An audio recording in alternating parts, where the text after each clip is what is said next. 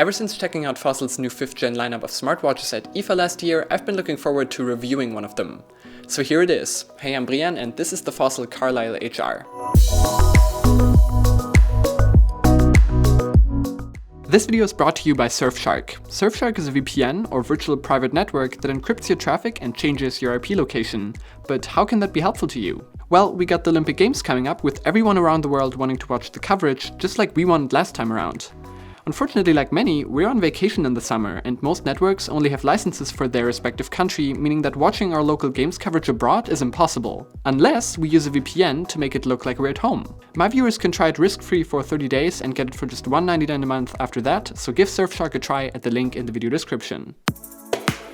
I have to start out by saying that I'm a really big fan of the design of this watch. The dark grey steel casing looks very classy, and it's also neither too large nor too thick. In a lot of people's eyes, mine included, a watch is a fashion piece and thus has to have the looks to go along with that. And this one definitely delivers here. It's also very adaptable. I got this light brown leather strip for it, you can use any 22mm band you want, and paired that with a stylish watch face for the classy look you see here. But change that out for a silicone strap accompanied by a sports watch face and you get yourself a totally different look more suitable for working out. Or for swimming, given that leather doesn't like water that much, because the rest of the watch does. According to Fossil, it's totally swimproof. I'm a little bit concerned about build quality though.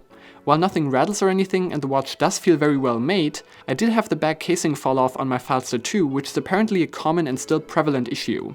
So take that for what it's worth. Inside back panel you still have the heart rate monitor we know from the 4th gen. It also uses the same cradle to charge as the last generation, but it does charge a bit faster with being full in about 50 minutes. So in only 20 to 30 minutes you should have enough battery back for a day of use. That's because battery life is a lot better than last time around. Be it mostly due to the always-on display optimizations of the Snapdragon 3100 or the new custom battery modes Fossil includes. If you decide yourself what you need and don't need, you can really get a lot of life out of this watch. I use it with most things on all the time. I find an always-on screen very important for a watch because it first and foremost has to tell me the time. And thanks to the new chip, doing that uses almost no battery. I mostly end the day with over 50% left, meaning that I get a second one out of this no problem most of the time. When extensively exercising it does go down to 1, but it's overall very solid. Speaking of that screen, it's a very nice and sharp 1.3-inch display. I just wish it had smaller bezels. Colors are nice and it gets bright enough to be viewed outdoors and dim enough for the night. Thanks to being OLED, it blends in very well. Fossil also bundles a huge selection of well-made and minimal watch faces, which is nice to see. It also has a speaker so the Google Assistant can talk back to you and you can take calls from your phone with the watch. This even works with iPhones, but in that case I think you would be better off with an Apple Watch. And while already having talked about the new chip, together with the 1GB of RAM, it finally gives you an interface that is actually fast and responsive. Smooth scrolling and fast uploading times go along with that, and apps also don't crash nearly as often, even if they still do sometimes. And here we get to what is letting this watch down, the shortcomings of Wear OS, which become especially prevalent with hardware that is this good. Now don't get me wrong, I still like Wear OS in terms of the feature set. I like the robust exercise tracking, paying with Google Pay, which is a lot more reliable this time, and the very solid app selection, even if it's just for the handful of apps that make me not come remotely close to filling up the 8GB of internal storage. And I do still think the notification management is best in class, especially when paired with a better vibration motor. But setting up a Wear OS watch is still extremely cumbersome and takes a lot of time, even multiple tries, especially because there's no backup function. And there's also just still too many bugs. For example, I'm a huge fan of the rotating side button that's flanked by the 2 other ones for shortcuts.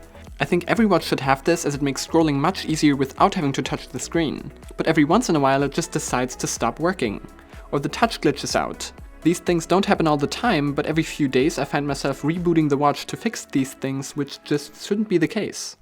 This leads me pretty well into the conclusion. I think Fossil did a very good job at trying to counter the issues that have plagued Wear OS in the past. This is a very stylish watch with good performance and solid battery life.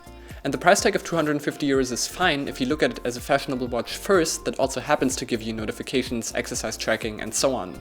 But it's also a price tag at which the bugs are really not tolerable anymore. To be clear, that's not Fossil's but Google's fault. This is probably the best smartwatch you can get on the Android side. But in order to not feel that bad about Wear OS's inconsistencies, I'd still look for it on sale. Thanks to Fossil for the Carlyle HR review unit. Of course, no compensation was provided for this video, but I have to mark it as product placement because they let me keep the watch.